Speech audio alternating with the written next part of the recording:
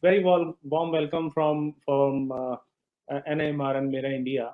And this is the lecture. We are running two lecture series. One is on infectious diseases, and this is distinguished lecture series. And I'm really thankful and grateful to Professor Sanjeev Krishna. We have been wonderful lectures in this series from Phil Rosenthal, Elizabeth, Dave Stewart, and all. So now this is the Professor Sanjeev Krishna's turn. He's an old friend, as he mentioned. We worked together in Welcome Test DBT. Amit and Sanjeev are very good friends from a long time. So I would read a few lines about Professor Sanjeev Krishna's introduction. He leads the Molecular Parasitology and Medicine group at St. George's University of London, and he is a consultant physician in infectious diseases at St. George's Hospital. He has been studying malaria since early 1980s, and after completing degree in natural sciences from Cambridge and a medical degree at Oxford in 1982, he studied malaria and other tropical infection in Thailand.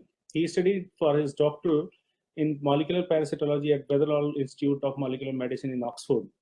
He has been an MRC training fellow and Wellcome Trust senior fellow in clinical science. He was later appointed professor of molecular parasitology and medicine at St. George and University of London at St. George's Hospital. Professor Krishna undertakes high quality laboratory-based cellular and molecular studies and carries this through into truly translational research. So this lecture is going to be very, very important, I would say, especially for our PhD and postdoctoral researchers. And this is really an important, platform to understand the value of translational research. So Professor Krishna is committed to developing affordable diagnostics and therapeutics, especially for neglect diseases. His major impact has been in molecular studies of Plasmodium transporters and their values as a drug target. He has made seminal contribution to the management of severely ill malaria patients in terms of fluid and electrolyte balance and the treatment of lactic acidosis. He also contributed to the development of vaccine for Ebola, which were shown to be safe and effective in clinical trials. He was elected as a fellow of Academy of Medical Sciences in 2004 and awarded a doctorate in science by University of Cambridge in 2007. He serves served on advisory committees of WHO, NIH, Wellcome Trust as an advisor to the Foundation of Innovative New Diagnostics. He also serves as a guideline development group of malaria chemotherapy at the WHO Global Malaria Program.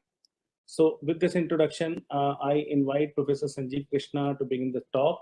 And I request all of the participants who you please, as Professor Krishna mentioned, and he will really entertain your questions or your queries. You please type in the box, and we'll take, in interest of time, and I'll ask on behalf of the audience to Professor Sanjeev Krishna. Over to you, Sanjeev.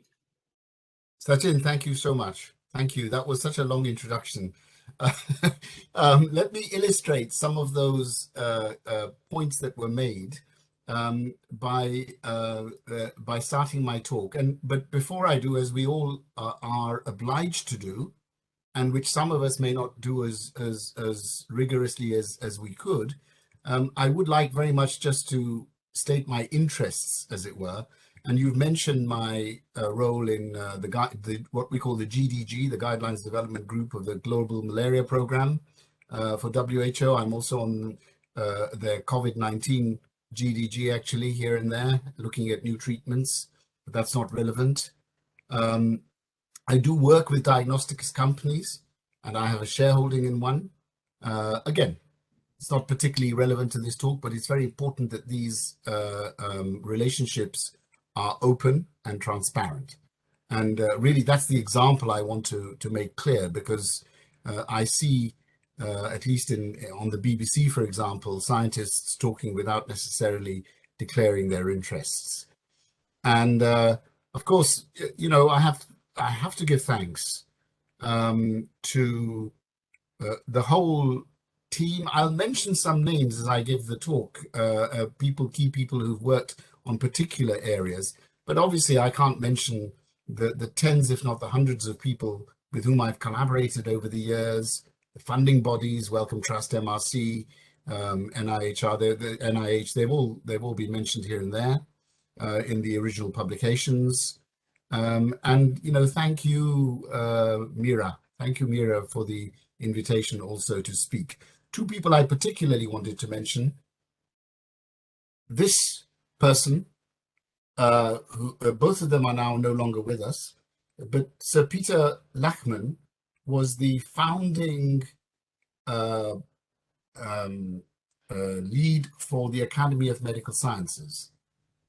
And he was a molecular immunologist at Cambridge, and he was probably my first mentor. And he handed me over, if you like, to Sir David Weatherall, who may be well known to some of you. In fact, the institute that I attended was named after him. And I did my PhD under Sir David, who died a couple of years ago.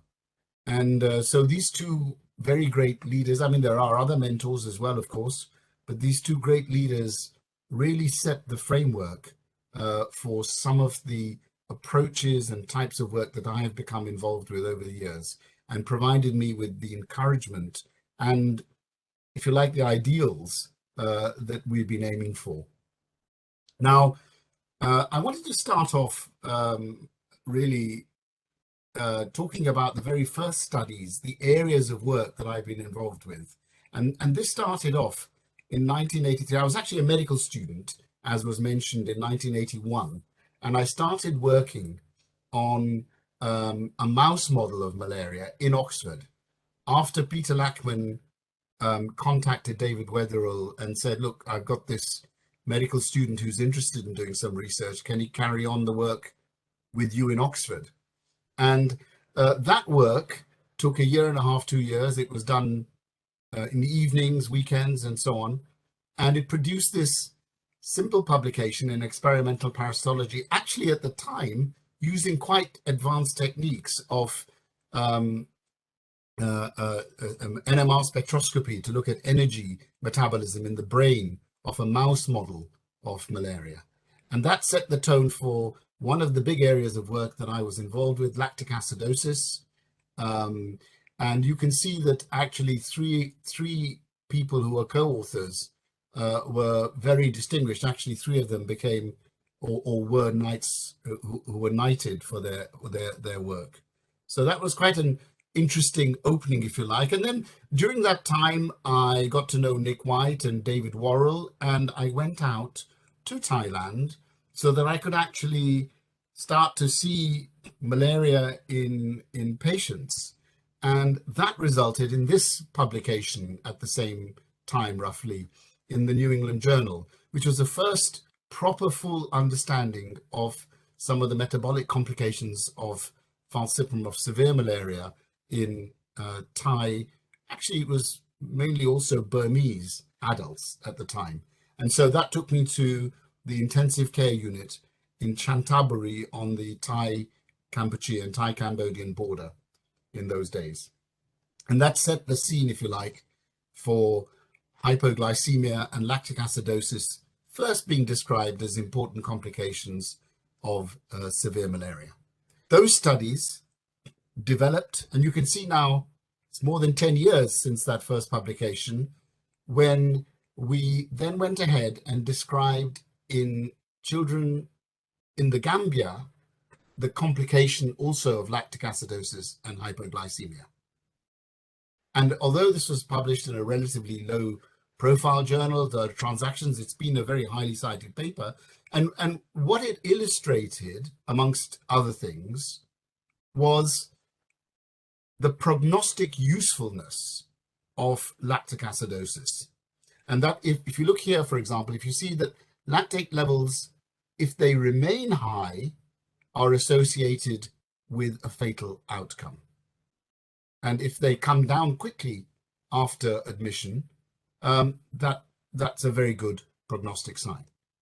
And that observation has been sustained, amplified, examined in different populations subsequently, and it still holds true. And then look at the difference between 1994 and 2000.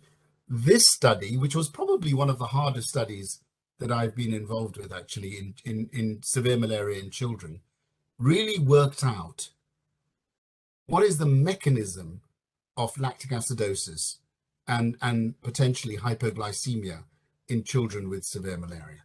And to do this study, what we had to do is to look after children with severe malaria, identify them, look after them, and then infuse them with stable isotopes. So these are the non-radioactive versions of isotopes, labeling lactate and glucose. Infuse them over a period of 90 minutes, ensure that the infusion achieves steady state so that there's no significant change in the concentrations of the stable isotopes that you're measuring. And that then gives you an idea of the actual turnover of the metabolites that we're looking at, glucose and lactate. Because remember, a single measurement of glucose and lactate doesn't tell you the turnover of that compound in the body. It only tells you what the value is at a particular time. So those studies actually allowed us also to examine not only the kinetics of glucose and lactate in these children, but also the effects of different treatments. And there we compared quinine and artesunate and also a treatment for lactic acidosis called dichloroacetate, which has really not been studied sufficiently in my view as a potential treatment. And it sustained also that lactic acidosis was the best prognostic marker. So those were the sort of types of clinical pursuits that I was developing in those early years. And this slide shows very beautifully the parasite that is the cause of a lot of these complications that we're discussing. This is Plasmodium knowlesi. I mean, they're just very nice pictures, which is what I wanted to share with you. Plasmodium knowlesi, as you know, is a relatively newly discovered natural human infection, but it's very hard to distinguish morphologically from Falciparum and malaria and even vivax sometimes. And so, I got interested in knowlesi also. But really, the reason for showing this picture was to highlight that what you've got is a parasite here within a red cell. And the fundamental question that I was interested in is, how can a parasite within another cell maintain its own homeostatic systems?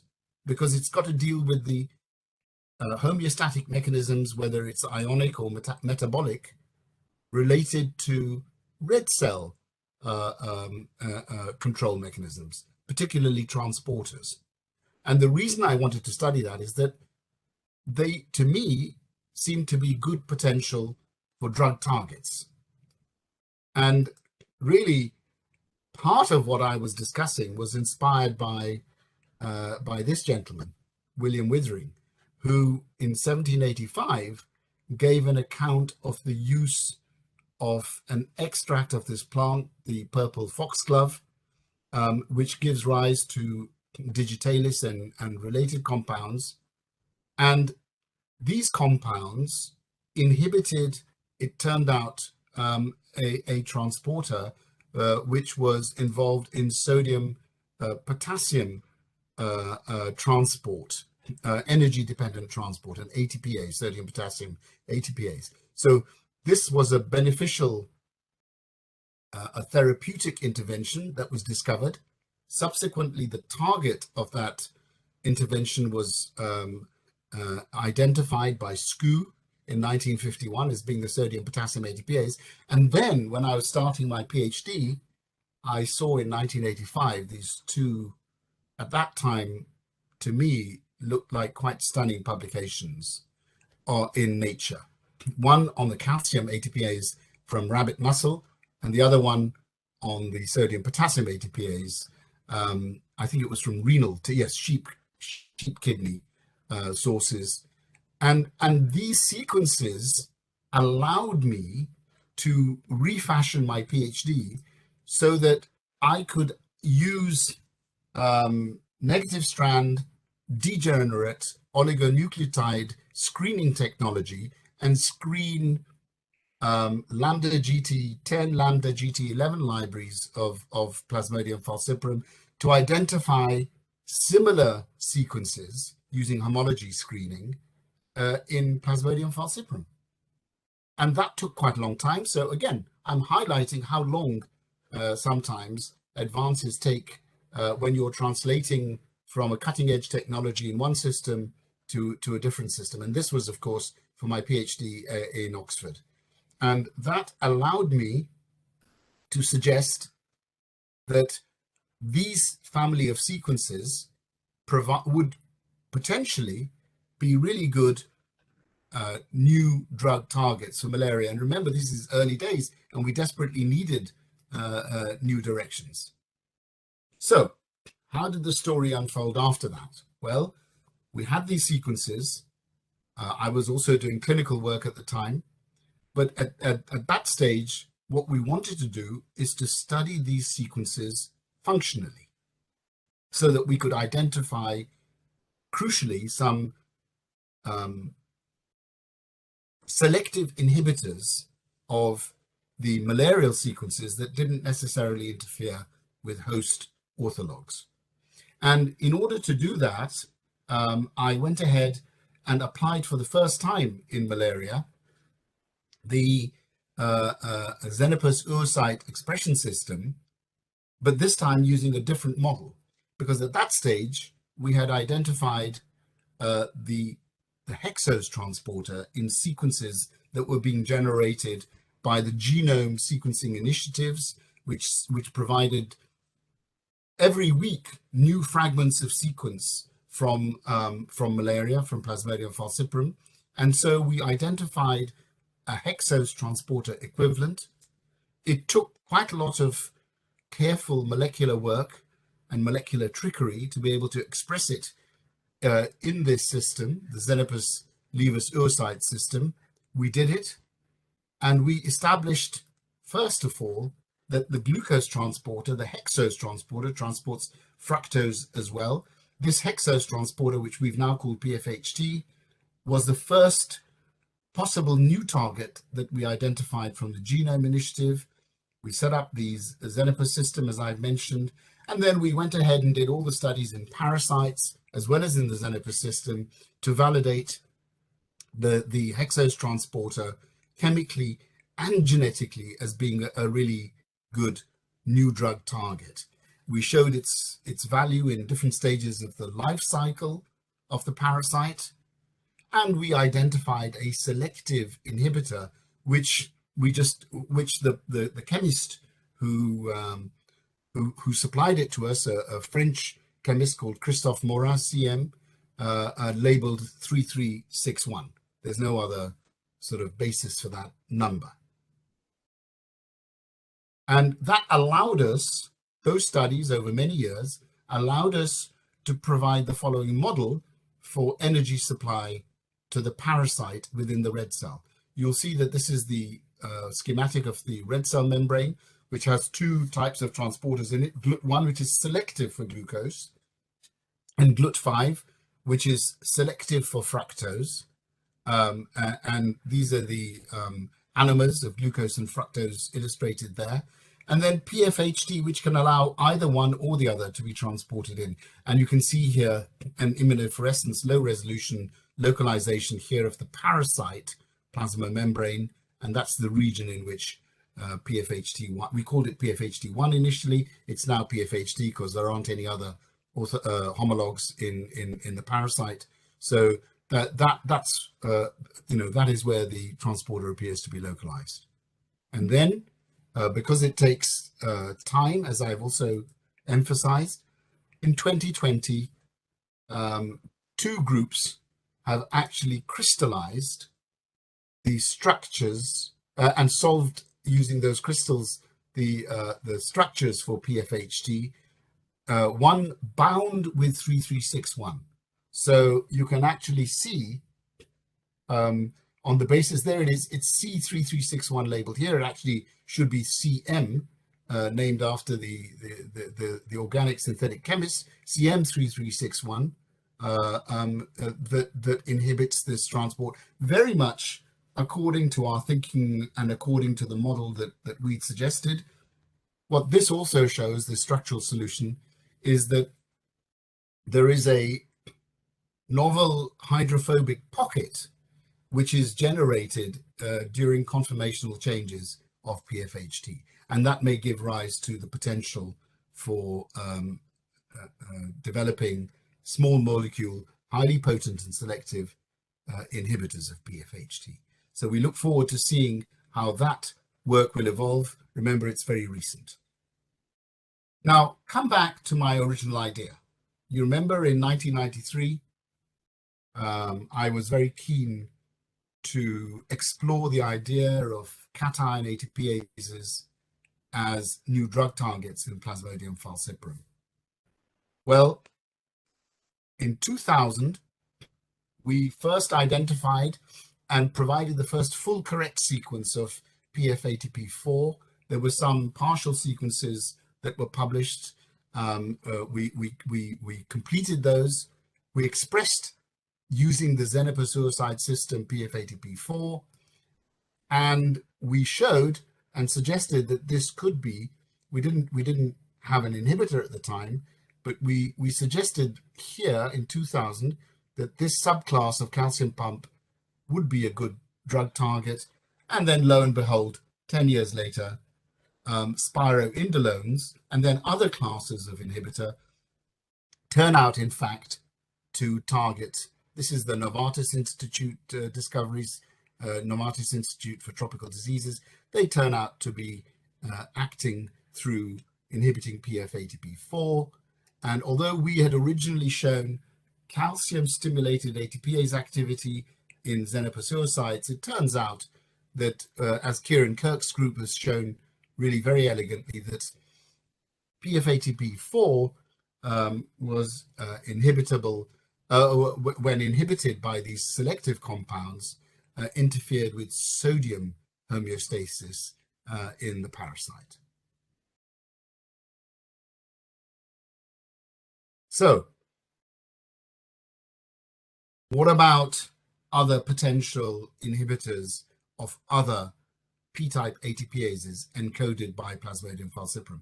Remember, there are many in the genome that have the significant structural similarities to be classified as P-type ATPases.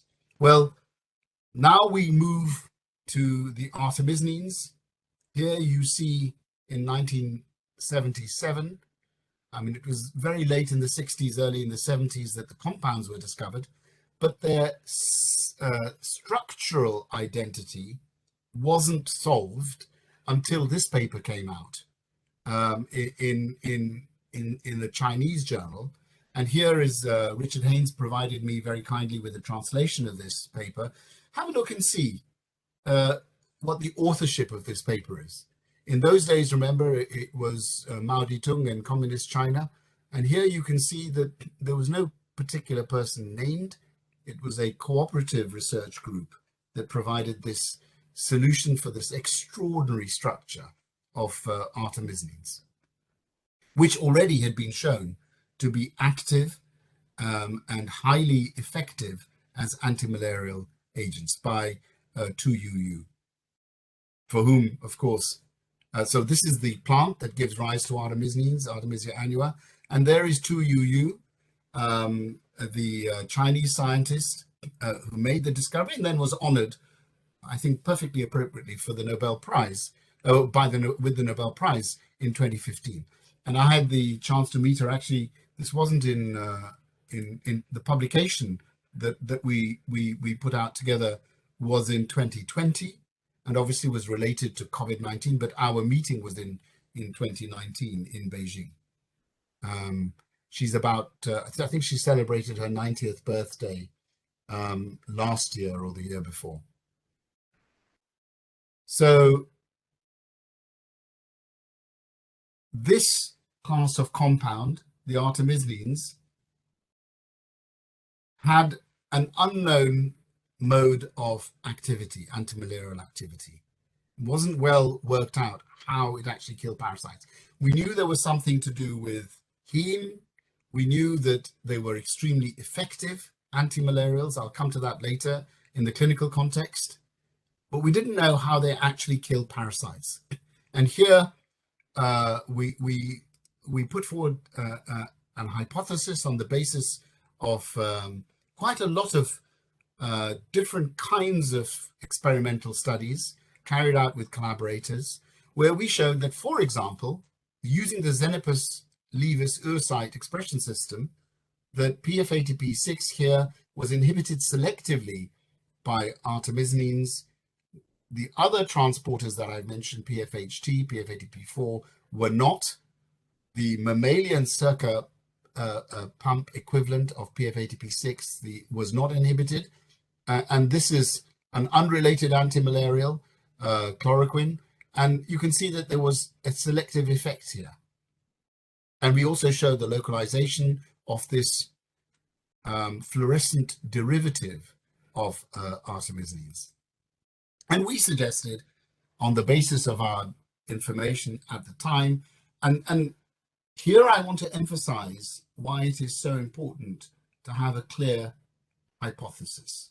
We hypothesized that PF-ATP6 was the key target of the antimalarial activity of artemisinins.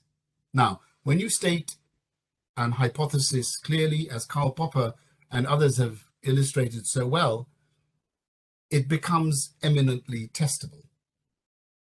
And really, that's what's happened in subsequent years. This was a controversial idea.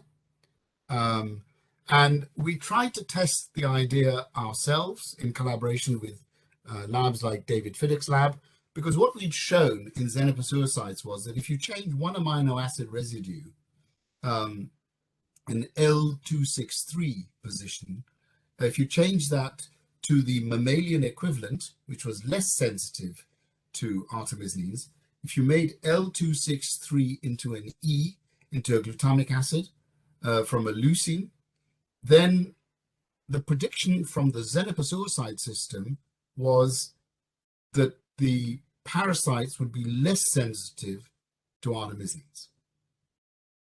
And, you know, David Fiddick's group tested that very rigorously. And you can see here the effects of artesunate with the original and then the mutated transgenic parasite line. So this parasite line is an appropriate control for this one. And different compounds were tested. This is dihydroartemisinin, and this is against the mutated line, and this is artesunate, and this is artemisinin itself. And what we found here, if you notice, was not such a big difference. This is the normalized IC50 value. So these are the normal sort of spreads of IC50 values if you normalize them. The normalizing allowed us to pool data from different artemisinin derivative studies. And when you pool these data and look at them, you are seeing some pretty high IC50 values, so some evidence of resistance. But really what you're also seeing is a big spread and not a consistent result. So keep that in mind, because that was in 2010. Also, we knew that from field studies in French Guiana carried out by Odile Mercereau-Puigelin and colleagues, that there was another mutation in a different site. This is a model here which can now be refined on the basis of much better structural information. We've actually published a preprint on this, but this sequence here, S769, when it was mutated to N, was also associated with decreased parasite susceptibility to Artemether in field isolates. And yet, when colleagues, different groups, looked at this S769N mutation, they concluded that there wasn't a change in IC50 values in laboratory lines. But look at this. You can see that there are two outliers here in the controls. And here you've got, we took their data, their normalized data, and we re-examined it. And we could see that if you strictly removed these outliers, because they were strictly defined from this particular DHA experiment, what you saw was actually, again, there was, in some parasites, some assays, I should say, there was a significantly increased IC50 value, normalized IC50 value, compared to the control transgenic line, using their data. So not altogether clear, puzzling, but those were the results of our experiments. And remember, this is a controversial area, and this is quite a long period of time and a lot of effort. And then we see two papers published in 2015.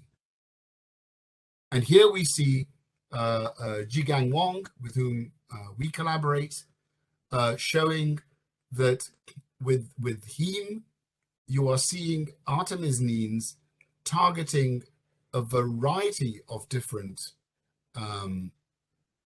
targets. And then Steve Ward's group also comes up with a very similar conclusion, showing that between these two papers, between 63 and 124 new targets were identified using click chemistry techniques and labeling with artemisinins. And lo and behold, within that list of targets which are identified in parasites, some of them, for example, L-lactate dehydrogenase, we know is not a validated target because through other experiments we know that it is not necessarily going to kill parasites if you inhibit it. But look here, ATP6 comes up really quite regularly, and it also comes up as a potential target in ovarian cancer cell lines when they are exposed to artemisinins in experiments by Zhu's lab. So, just to cut a long story short, we have also taken a similar biotinylated derivative of artemisinin and put it against PF-ATP6. We moved away from the Xenipa suicide system, which was always a difficult system to work with, although it gave us very valuable results. We moved away from that and done heterologous expression of PF-ATP6 in yeast and used functional rescue as our assay. But here you can see PF-ATP6 expressed, and you can see labeling using this derivative of PF-ATP6 and the effects of heme, for example, which gives increased intensity of labeling and also perhaps higher order polymerization of PF-ATP6 compared with the absence of heme, or compared with the presence of an iron chelated DFO, desferoxamine, and heme given together, which reduces the labeling using this derivative of artemisinins back to control levels almost. What we've also shown, because we've now got a system where you can express the mammalian circa 1A, for example, we've also shown that you can label mammalian circa 1A also with this same derivative in yeast microsomes selectively prepared, and that this labeling can be competed with an excess of unlabeled artesunate. And you can see when you pull down and do the spectrometric analyses that ATP6 identified in Plasmodium falciparum is also identified in yeast, and then that there are other factors, including these HSP proteins, for example, HSP30, that are identified both in yeast and in falciparum, and then others which are specific for yeast, for example, not found in Plasmodium falciparum. So this is quite a comprehensive labeling study. Now, using this expression system, where we can selectively compare inhibition of PF-ATP6 compared with the mammalian circa, and also just yeast transfected with an empty vector, so yeast inhibition, we can selectively identify using relatively well, hundreds of compounds, I would say. I wouldn't say this is in any way a high throughput screening. This is a selective screening program using the malaria box that MMV kindly supplied. You can identify selectively inhibitors of all three systems: yeast by itself with an empty vector, mammalian, and with PF-ATP6, and then you can identify selective inhibition of PF-ATP6 here, for example, compared with mammalian sequence circa 1a. You can identify these compounds inhibiting selectively here, for example.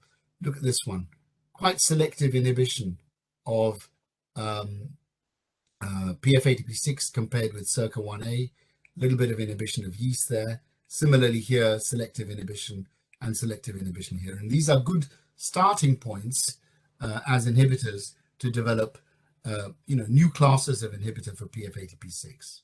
And here, if you plot, this is a double log scale, and if you plot parasite IC50 versus yeast IC50, you can see that there is a relationship between the two of these compounds, and these related compounds in similar colors, related compounds that inhibit selectively PF-ATP6. There is quite a difference in potency between IC50 in parasites and yeast IC50 in experiments. And one of the reasons for that, which we've shown in this experimental system, is the presence of exporter efflux pumps in yeast. Because if you knock one of those out, PDR5, for example, you can increase the sensitivity of the yeast to artemisinin by several fold. And yeast has a lot of these pumps, which are widely working, I think, to relatively non-selectively transport compounds of different chemical structures. And then here, experiments that Pedro Ferreira carried out. These were all carried out by Kathy Moore, by the way, these experiments, beautiful work. And then here you have Pedro Ferreira in a blinded study applying deoxyartemisone and then here artemisone, and measuring using the nano-chameleon system free calcium concentrations in parasites. And when you apply artemisone, you can see here that there is a significant increase in free calcium over a period of time in parasite lines with this yellow chameleon reporter system. And I think this is one of the last data slides I wanted to show. These are new data, that's why I'm going through these in some detail. What I wanted to show is that when you do that mutation that I mentioned, taking the mammalian sequence, you do the reverse mutation, you go from E255L. So this is now making the mammalian circa pump closer to the malarial circa pump. And then you apply an artemisinin derivative here to the yeast system. You can see that there is an increased sensitivity to artemisinins here. This is percentage inhibition compared to no drug. And you can see that the percentage inhibition increases with the presence of that single mutation with artemisinin, artesunate, dihydroartemisinin, and artemisone. And conversely, there is a shift here which decreases sensitivity of that mammalian pump to thapsigargin. So our hypothesis that artemisinins were acting on the thapsigargin binding region pocket of circa pumps seems to be functionally maintained in these types of experiments. I'm going to spend the next 3 or 4 minutes just talking about drug resistance, and then I'll summarize the work that we've done. Now, that's all well and good for for mechanisms of action. I mentioned new targets. I've mentioned new antimalarials that were identified by targets that we proposed were good, and I've mentioned existing antimalarials working on the targets that we proposed. Now let's come to the question of drug resistance. So here we talked about drug action. When you come to drug resistance, the pump that I wanted to focus on is PFMDR1, because this has the capacity to modulate drug concentrations away from their proposed targets. And really, it was in 2004 that we developed a system that could be applied using quantitative PCR to look at MDR1 copy number originally based on laboratory studies carried out by Alan Cowman and his group, PFMDR1 copy number in parasites taken from patients who were treated either with mefloquine or with mefloquine artesunate. Remember, this is an artemisinin combination therapy, MAS3.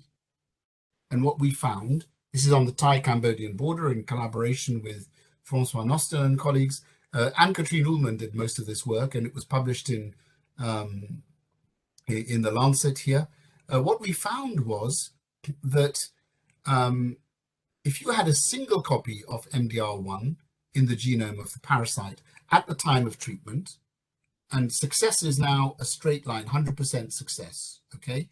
You got pretty well excellent treatment response, almost 100%.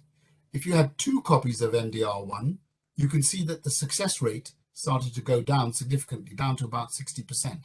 And if you had 3 or more copies of MDR1, it went down even more. And look here how clear those differences are. The days of follow-up are longer here now, 42 days. But look here how clearly the risk of treatment failure is shown as you increase from 1 to 2 to 3 or more copies of MDR1 in the parasite genome. So this is really, if you wanted to look at it in the correct context, this is really the best illustration that treatment failure of artemisinin combination therapies was associated with failure of the partner drug, mefloquine, in this combination. And that was related to the copy number of MDR1. And these MDR1 relationships now have been confirmed by many other groups in clinical contexts. So what about all this story about Kelch13 and artemisinin resistance and the mutations thereof? Well, what I can say is that when one artemisinin combination therapy starts to fail, another one still works. So if DHA piperacin fails, pyranarasin artesunate will work, for example, in Vietnam. Or if mefloquine artesunate fails, DHA piperacin will work.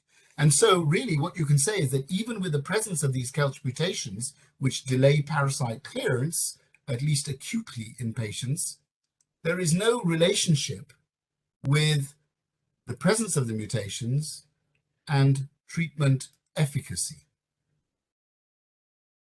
This is a slide provided by Pascal Ringwald of WHO. And you may remember a very controversial paper that we wrote in 2013, which made this point absolutely clearly.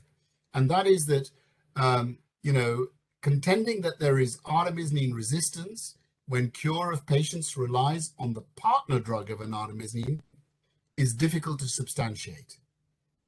And what we should call it is a failure of artemisinin combination therapy rather than artemisinin resistance. And there's a lot of subsequent work which is still consistent with the idea and the hypothesis that we put forward at that time. And I think that we should not be distracted too much by the concept of artemisinin resistance, the presence of Kelch13 mutations, when what we already know is that it is the partner drug failure which is the key determinant of treatment failure with artemisinin combination therapies to date. And even the contention that somehow Kelch13 mutations delay parasite clearance have accelerated artemisinin partner drug resistance is not sustained by the evidence that I've already shown. That in 2004, well before Kelch mutations emerged, there was clear evidence of artemisinin combination therapy treatment failure with mefloquine artesunate.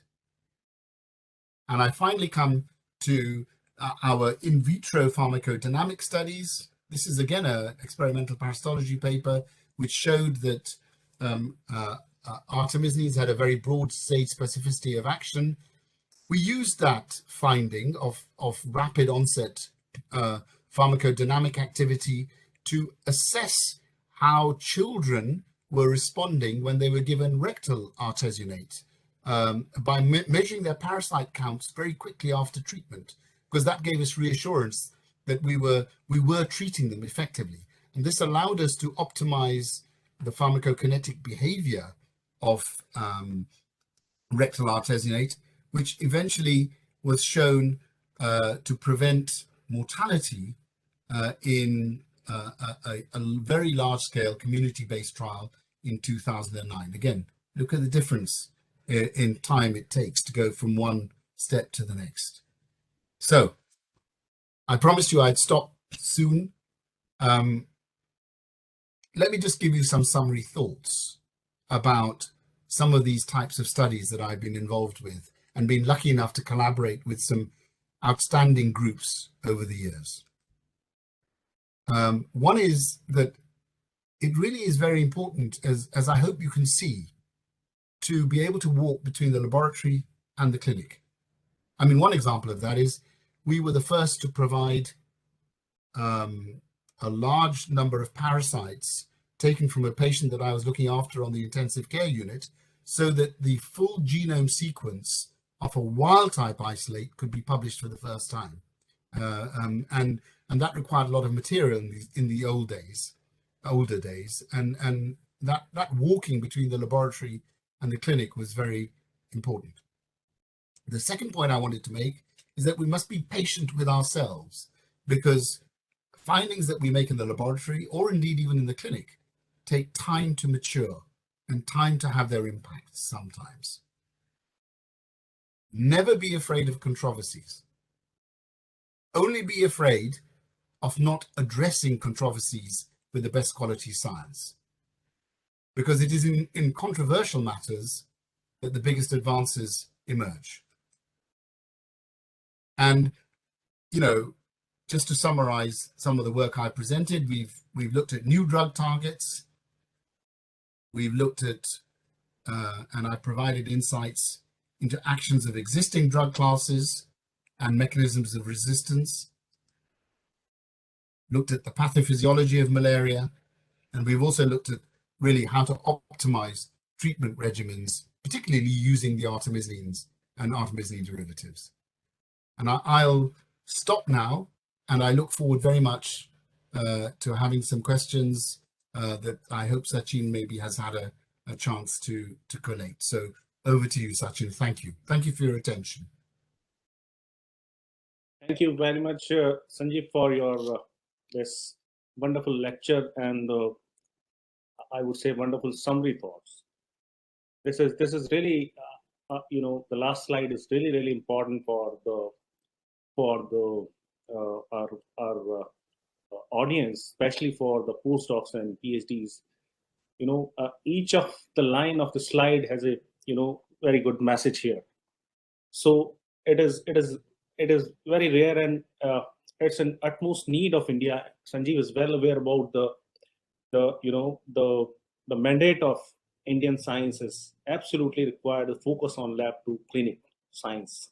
That is translational research, and you know, it is very much clearly mentioned here that you completely focus on your work, leave controversies behind, and it's a wonderful, you know, journey he has taken to us, his entire scientific journey, where he has covered drug discoveries, mechanism of resistance, and, you know, treatments. So thank you, Sanjeev, for this wonderful lecture. This is really good. So if you allow, as you promised, I would like to read some of the questions from here. With pleasure.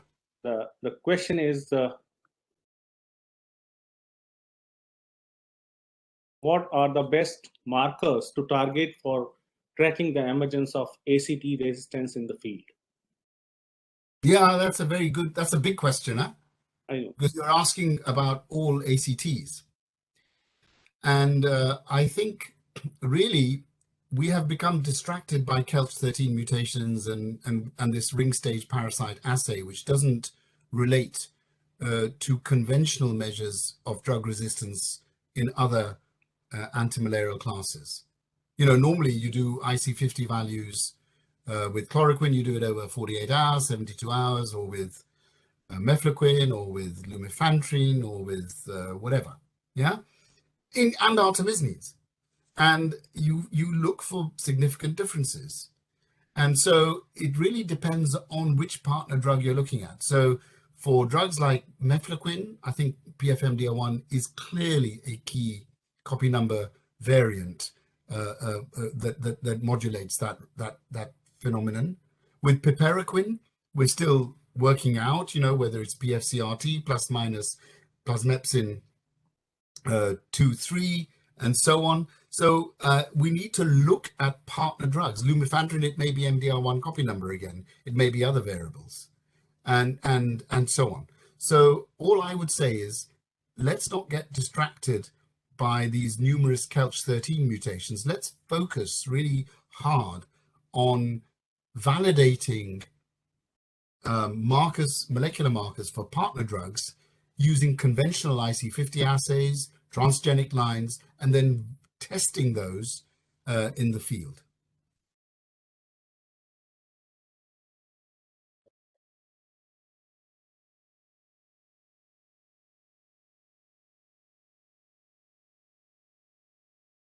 Is there any evidence that different mechanism of action of antimalarial having role in developing the resistance? That's a really good question. And yes, there is clear evidence. So for example, if you take drugs like sulfadoxine pyrimethamine or atovaquone, you can see that there are single amino acid or family of amino acid changes that modulate drug sensitivity, make parasites more resistant, both in vitro studies and clearly associated with treatment failures in patients. And when you've got the full spectrum there of a mutation in parasite, a big shift in IC50, take atovaquone, for example, and the mutation in the BC1 mitochondrial electron transport chain pathway, cytochrome BC1 chain system. There you see 3 log changes in IC50 values.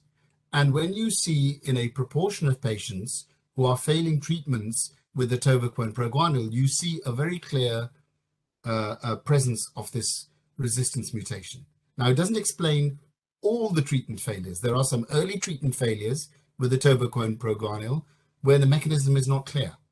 But in those in whom the mutation is present, the parasite is clearly resistant to that treatment with atovaquone proguanil.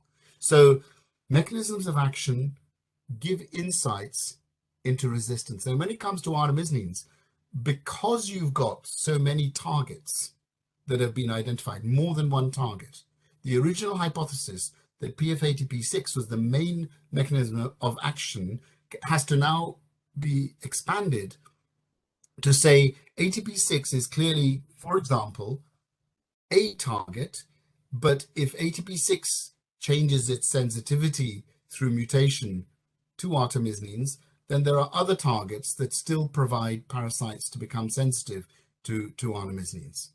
And so, this is again where mechanism of action provides insights about resistance. Okay, what's your views on chloroquine sensitivity reversal reported from some African countries? You're thinking about Malawi, for example, which is the best studied example, I guess, where PFCRT, which is the key modulator, mutations in PFCRT are the key mechanism for chloroquine resistance. Those mutant PFCRT variant parasites have been outcompeted by PFCRT, which has a sensitive sequence to chloroquine, yes, in parasites. I think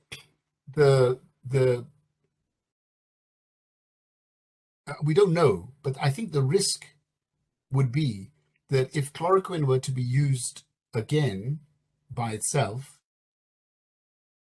that the selection for resistance-bearing mutations in parasites would happen very quickly. And that's the real risk, if you like, that people are carrying, bearing in mind. At a programmatic level, what we do in these circumstances, because chloroquine is obviously cheap, well worked out, safe drug when used correctly. This is a question for public health officials, for modelers. Maybe there is scope for experimentation, for field experiments, field studies. I don't know.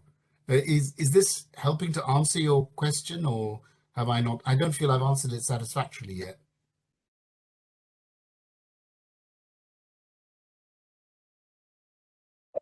I think this is okay.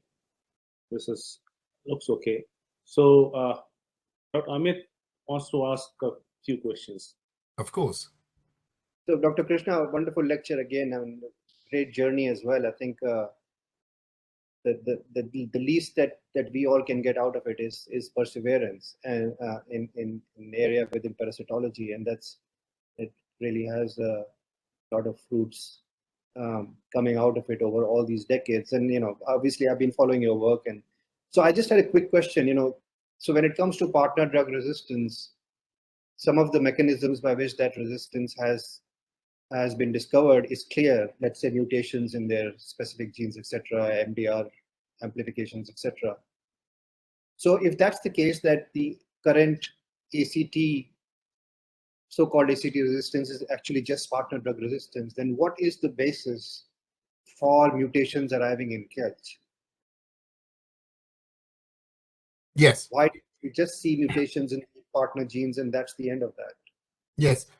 The mutations arriving in Kelch, I think, represent the ability of the parasite through those mutations to exhibit a global change in the life cycle behavior of the parasite.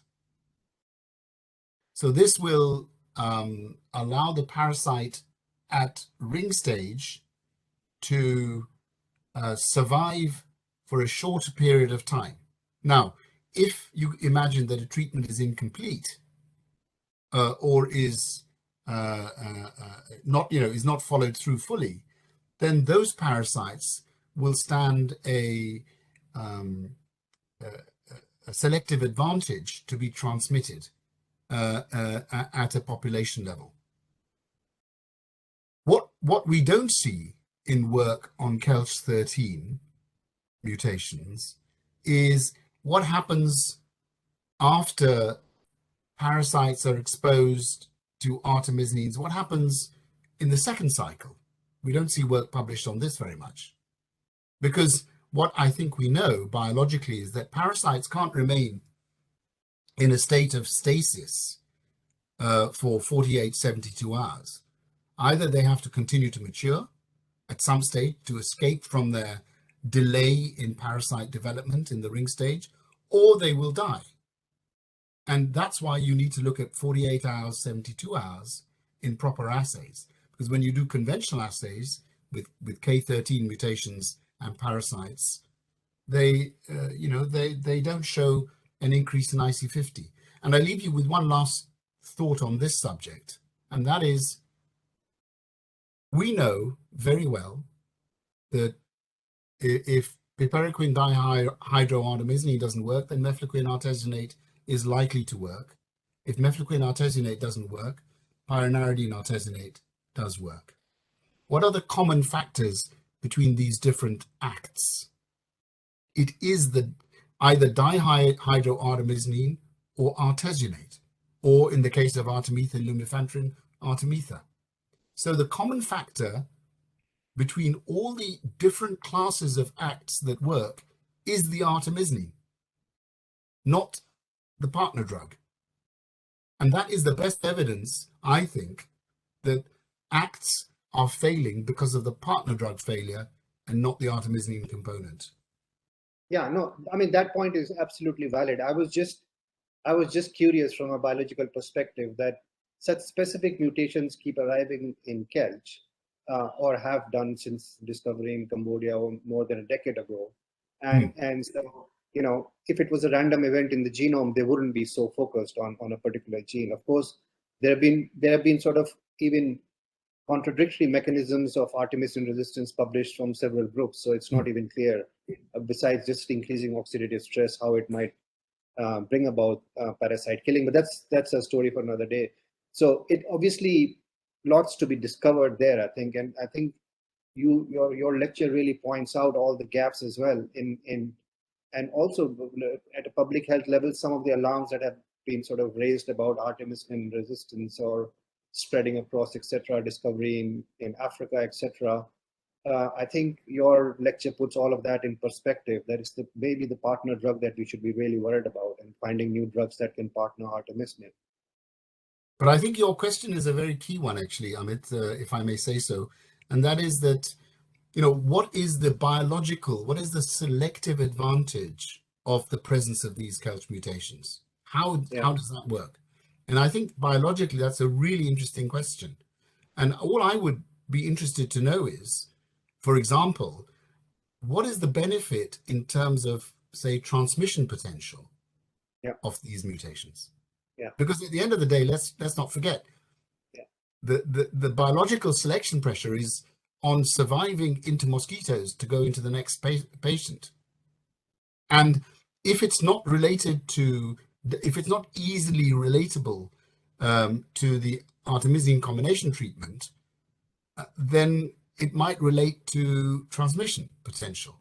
Yeah, and it could be some other aspect of the life cycle, and we have to discover. Yeah, that's exactly what I was trying to get at. I mean, you know, the mutations that happen are not random; they are specific. They're at the same locus repeatedly over and over again. So there is a biological underpinning there. It's just maybe not completely discovered. But anyway, thank you so much for addressing that question. I'll give it back to Sachin.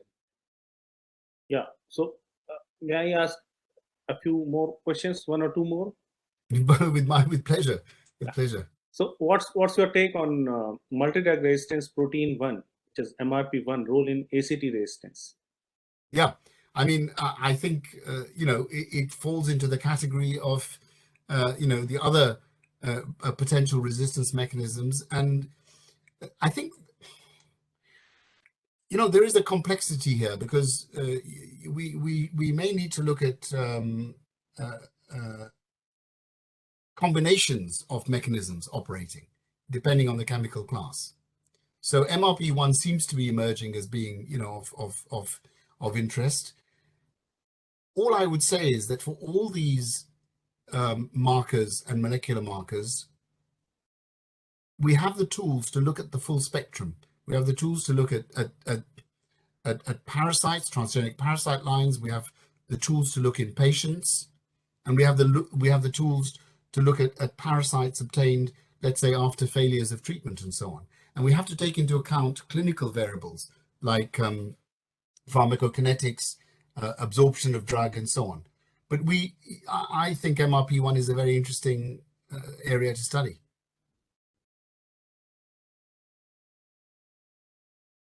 Okay, so I'll end the questions with another broad question, which is how MDR copy numbers are regulated in each parasite. Is it only drug pressure or any other abnormal kinetics? I think there are two things I would say broadly about this. One is that it's quite easy, much easier to select for increase in copy number than it would be to select for single nucleotide polymorphisms when you do experiments in vitro.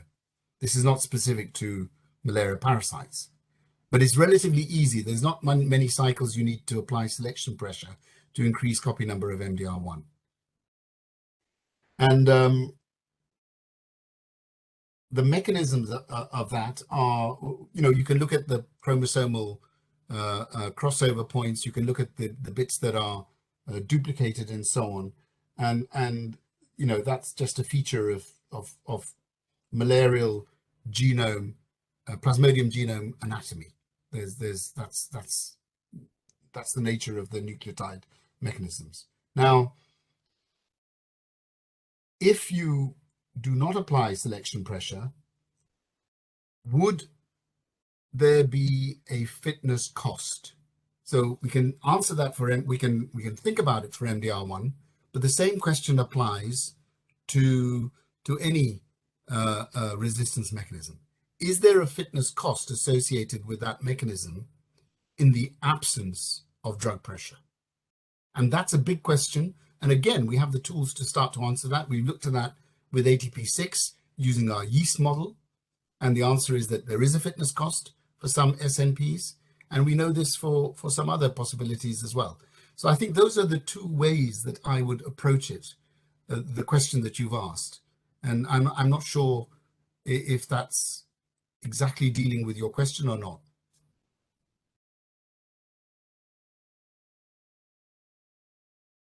Yeah, I think we have covered, mostly broadly the way this was asked. So I would say, please send me your questions. I'm sure if I pass to Sanjeev, he'll be happy to answer all the questions over email. And I really, I would rather say I'm really grateful, Sanjeev, for your time. Whenever we approach you, you are, you're kind enough to agree on, despite your busy schedule. Thank you very much for this wonderful session today. So before we leave, I would like to announce I'm glad to share that we have opened now MERA-India's second round of call of proposals. So may I request the slide, please, here?